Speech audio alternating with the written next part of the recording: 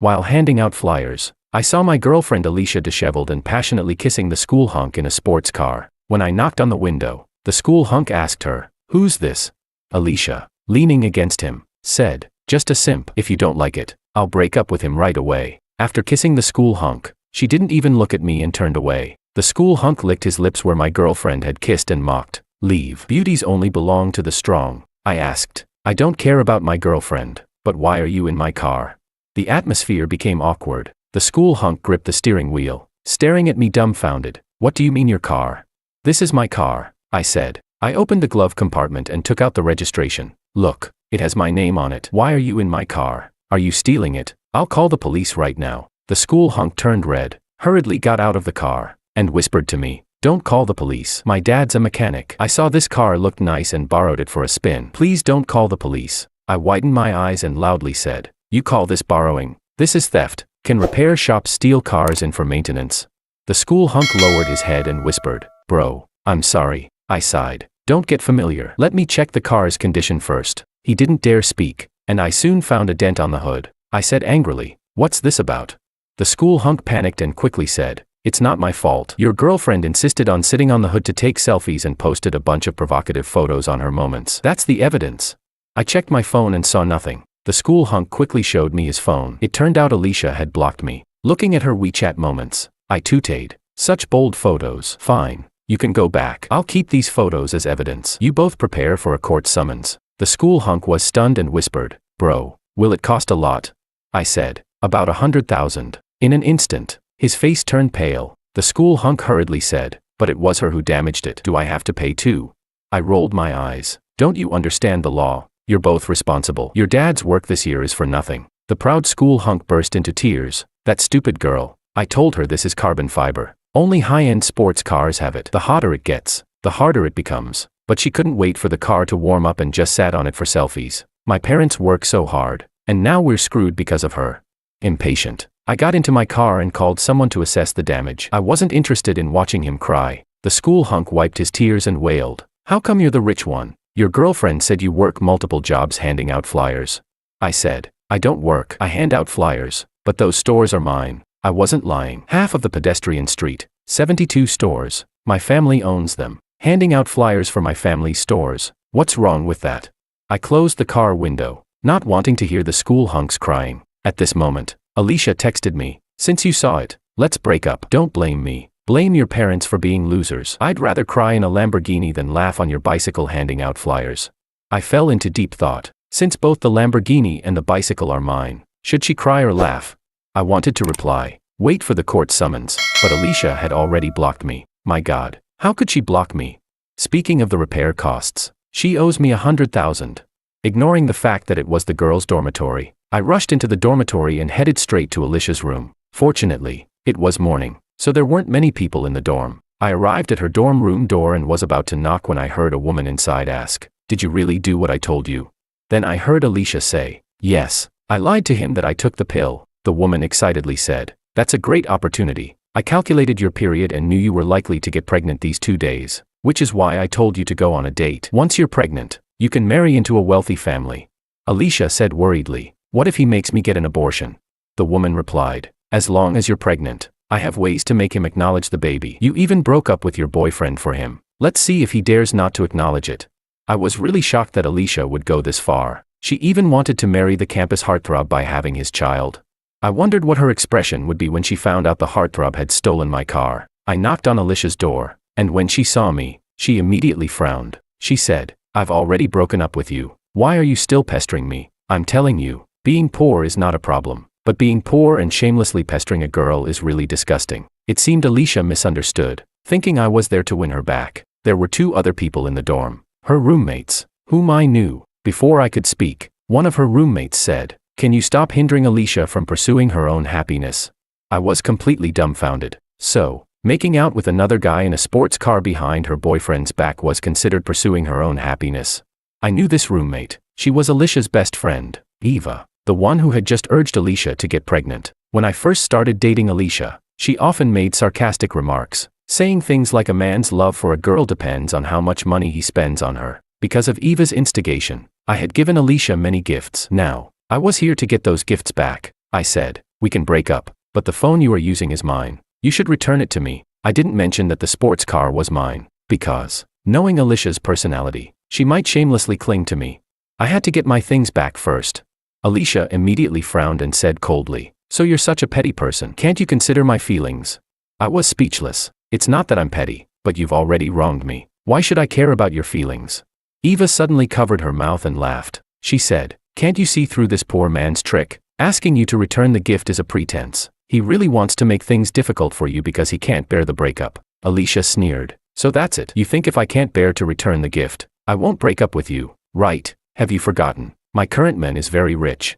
She raised her head proudly, and Eva added fuel to the fire. "Don't be afraid, sis. I just checked. The heartthrob's Lamborghini costs millions. Buying you a new phone is nothing to him."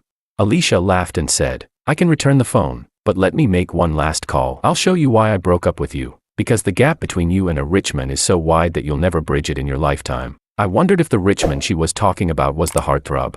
I remembered when I sent the car to the heartthrob's house for maintenance. His dad sighed and said making money was tough these days, and what they earned wasn't enough to pay the rent. Alicia made a call, and Eva quickly said, "Put it on speaker so he can hear. Let him know the gap between himself and others." Alicia nodded and, seemingly to show off, put the call on speaker. As soon as the call connected, she said pitifully, "Brother, my boyfriend came to break up with me and wants me to return the phone he bought me. Without the phone, how can I contact you in the future?" However, the heartthrob didn't indulge her. On the other end of the line, the heartthrob yelled angrily, "You damn bitch, don't let me see you again, or I'll beat you every time I see you."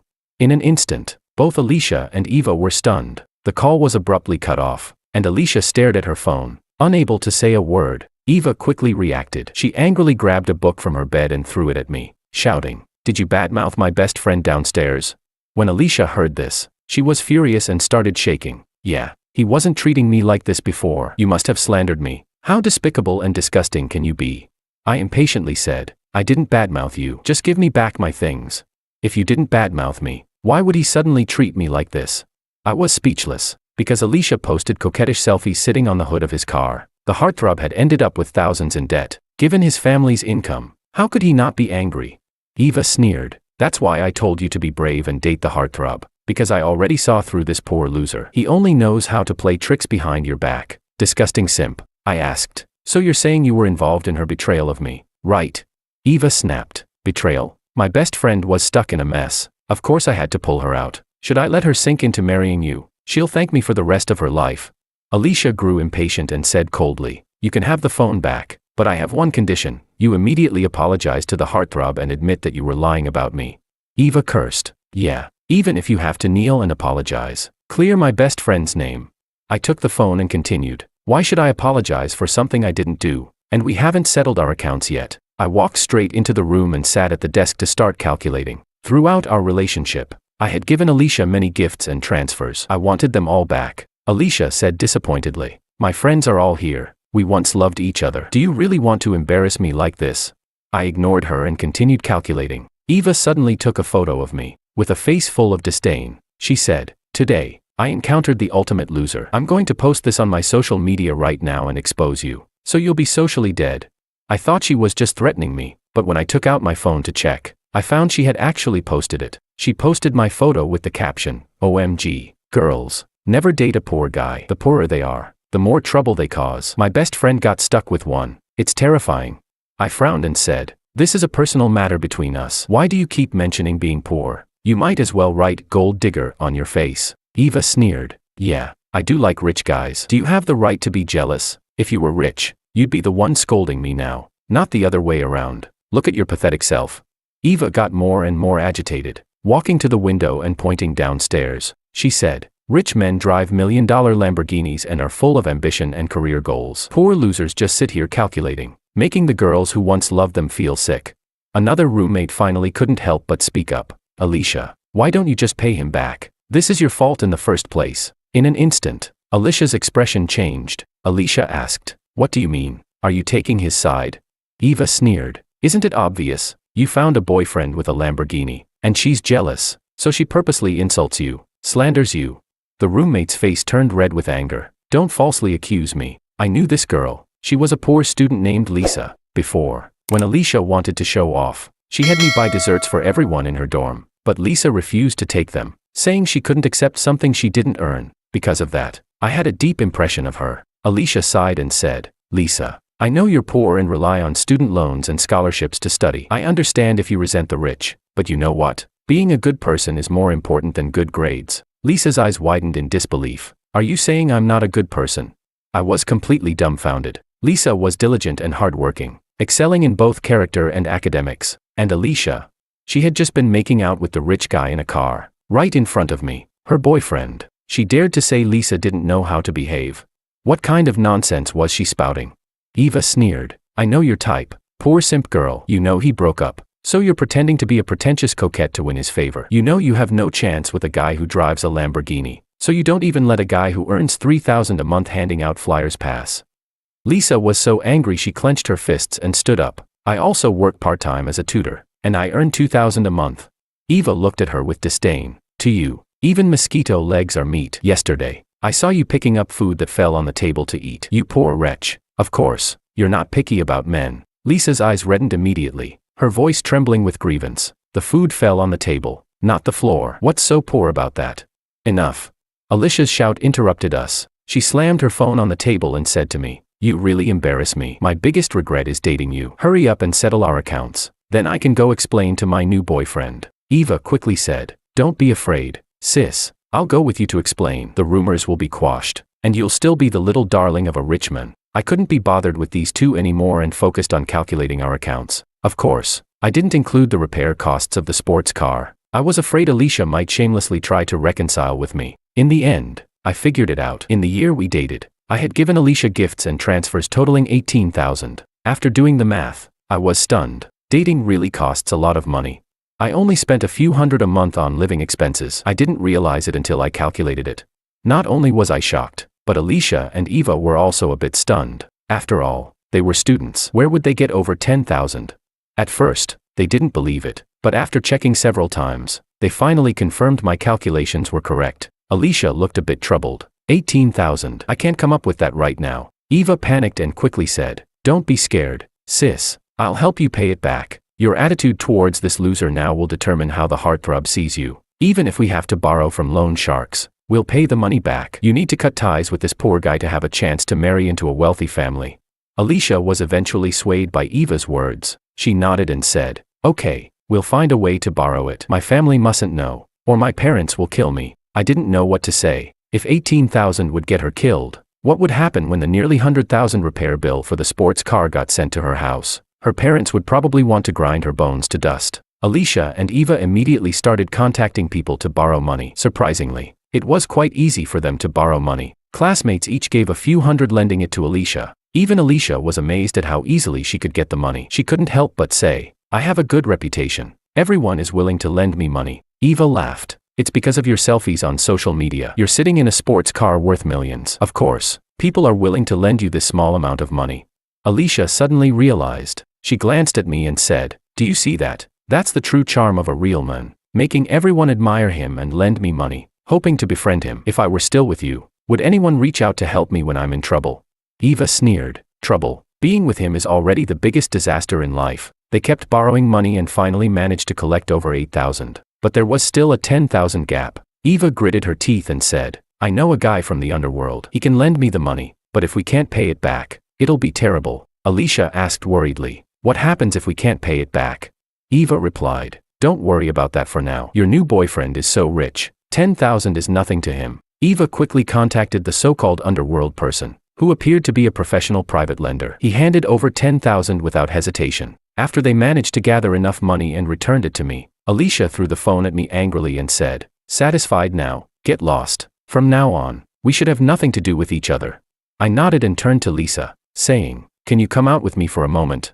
Lisa looked at me in surprise, seemingly not understanding why I was calling her. Eva immediately sneered. I knew these two had something going on. As soon as you paid him back, they hooked up. I felt a wave of helplessness. The reason I wanted to talk to Lisa was that she worked in the student council and had the contact directory. Since I planned to send a court summons to Alicia's family, I definitely needed her home address. Lisa blushed deeply, lowered her head, and followed me out. Eva mocked again. You're really following him out? You only deserve Alicia's leftovers. Lisa was almost in tears. I don't have any such intentions.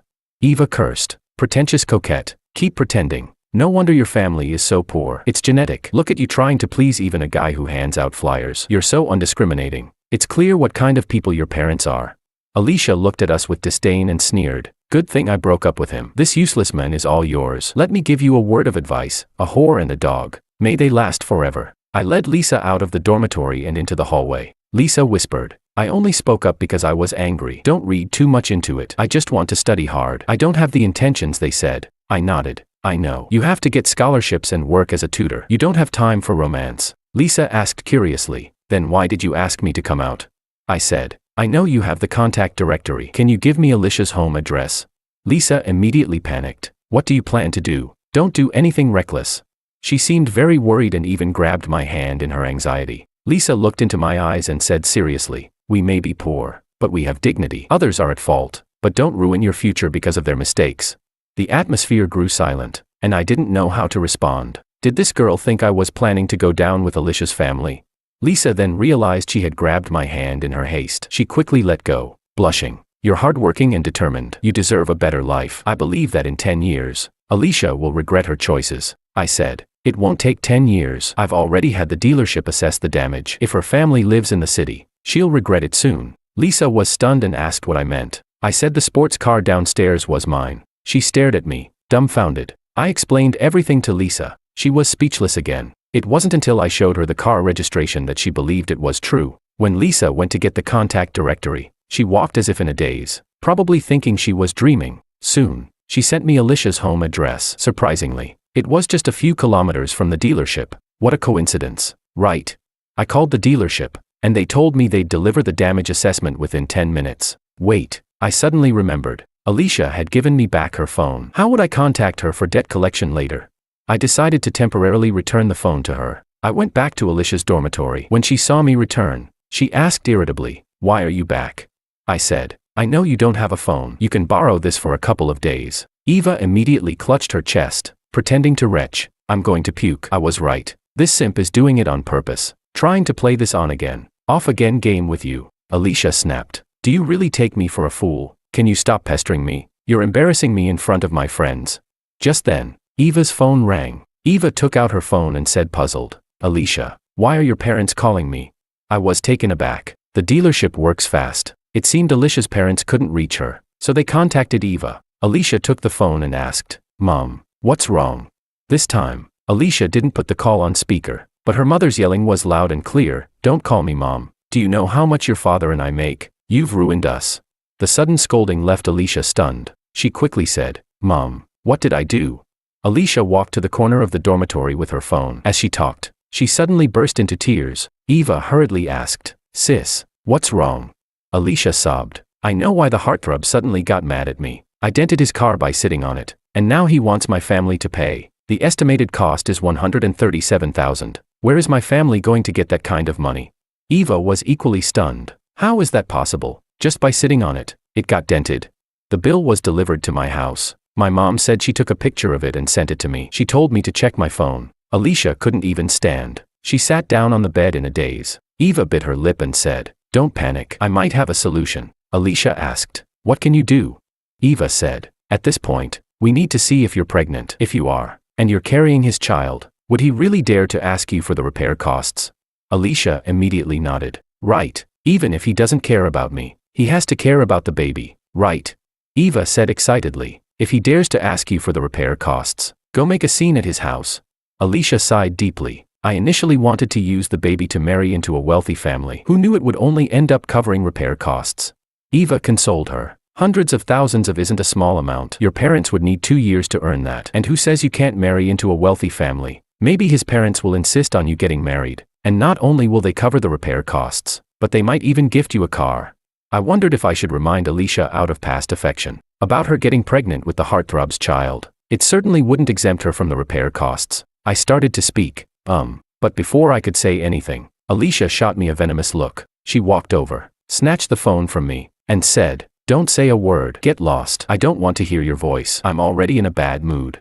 Eva also snapped impatiently. Yeah, can you get lost? We're trying to figure out how to calm the heartthrob down. I awkwardly said. How about you read the documents first?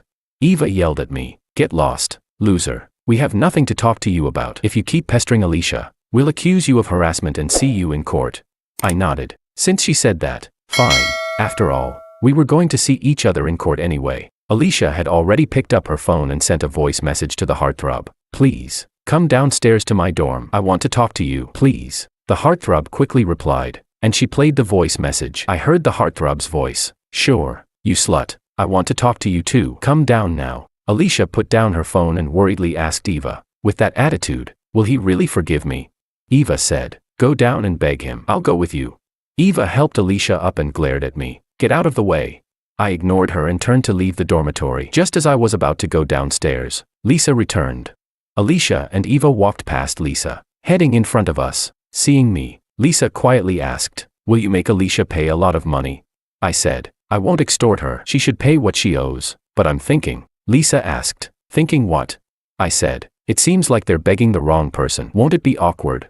When we got downstairs, the heartthrob was already there. The most noticeable thing was the slap mark on his face. He was standing by the roadside, crying and wiping his tears. If I'm not mistaken, he must have told his dad about what happened and received some fatherly love. Alicia and Eva were dumbfounded at the sight. Eva said, seriously, with all the money his family has, he needs to cry like this? Alicia said, maybe he really loves that car. When I went on dates with him, he always took great care to protect it. Eva sighed. They say a car is a man's second wife. It must be true. I rolled my eyes. I don't treat my car like a wife, and why wouldn't he protect it? It's my car. Alicia quickly approached him, looking pitiful. Baby, let me explain. Explain to your grandfather. You bitch. The heartthrob finally couldn't hold back his frustration. He rushed forward, grabbed Alicia's hair, and slapped her hard across the face.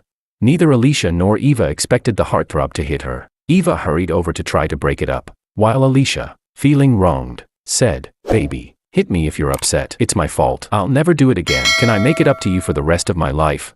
I don't need your compensation. The heartthrob was so angry he started punching Alicia in the face. As he continued hitting her, both Alicia and Eva realized something was seriously wrong. The students watching were all shocked. Just a moment ago, Alicia was stepping out of a sports car, admired by everyone. Now, in front of all these people, she was being beaten by the heartthrob, who had her by the hair, punching her face repeatedly. Eva shouted anxiously, you're hitting her too hard. She's a girl. The heartthrob hit so hard he knocked out one of Alicia's front teeth. Alicia, missing a tooth, covered her mouth in disbelief and spit out some blood. She quickly bent down to pick up the tooth, crying out, stop hitting me. My tooth is knocked out. Eva, go get some milk. I nodded and said, smart. If you put a knocked out tooth in milk quickly, there's a chance it can be reattached. Lisa turned to me, saying incredulously, are you taking pleasure in this? I said, how could I? We were in love once. Seeing her like this makes me sad too. Lisa asked, then why are you smiling? I said, I'm just naturally cheerful. People who smile often tend to have good luck. During this beating, Alicia finally remembered me. Covering her mouth, Alicia cried out to me, you're really not a man. Look at how badly I've been beaten, and you still won't help me.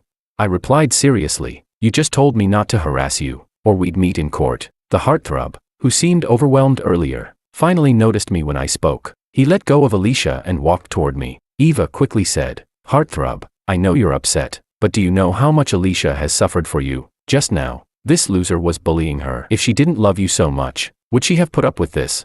The heartthrob angrily shouted, shut up, your whole family are losers.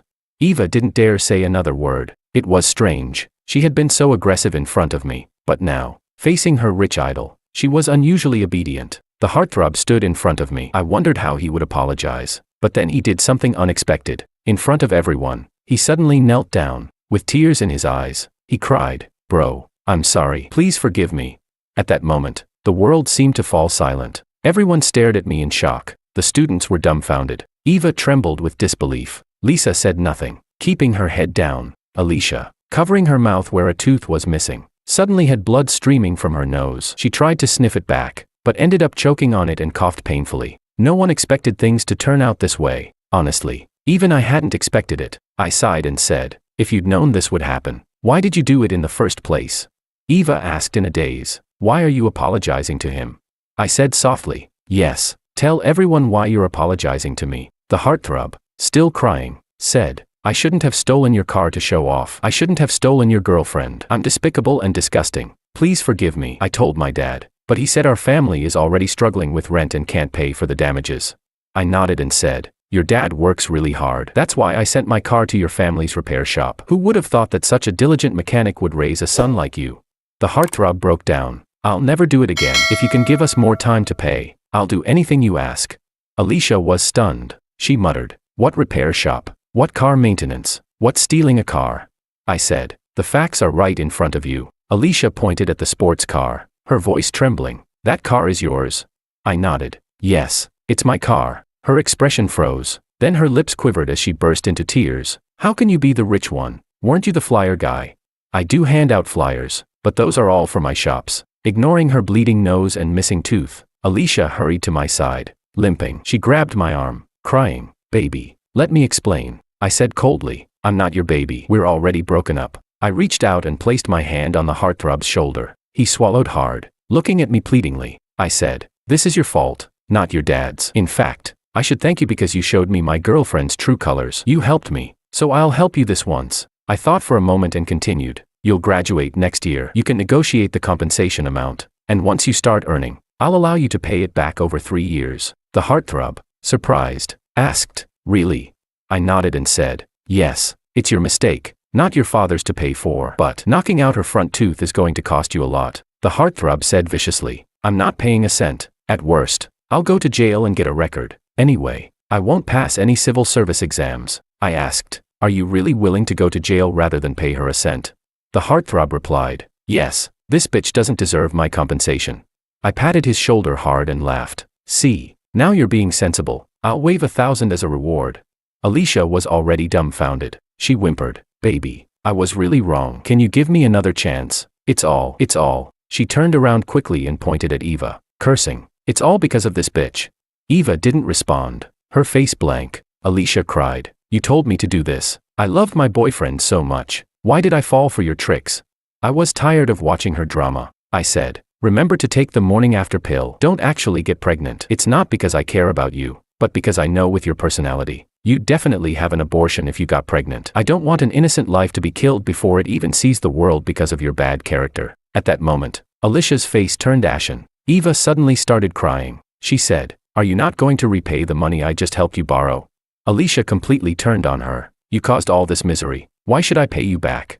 Eva also broke down in tears. I have to repay that money, or I'll be beaten to death.